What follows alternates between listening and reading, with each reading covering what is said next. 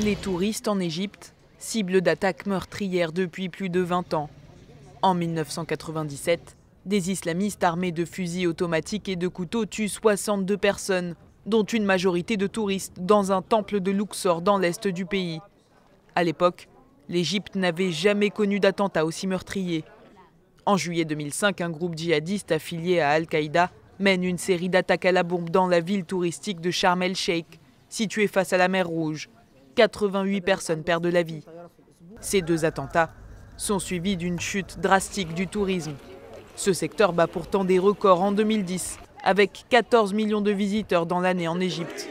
Mais en 2011, le président Hosni Moubarak est renversé lors de la révolution et le pays est plongé dans le chaos et l'insécurité. Les touristes boudent l'Égypte à nouveau. 2 ans plus tard, le président Mohamed Morsi, issu des frères musulmans et élu de manière démocratique, est renversé par un coup d'État. S'ensuit alors une insurrection islamiste dans le Sinaï.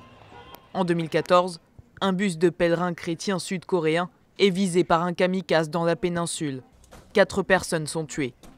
Le 31 octobre 2015, un avion russe transportant 224 passagers explose après son décollage de Sharm el-Sheikh. Un attentat revendiqué par le groupe État islamique.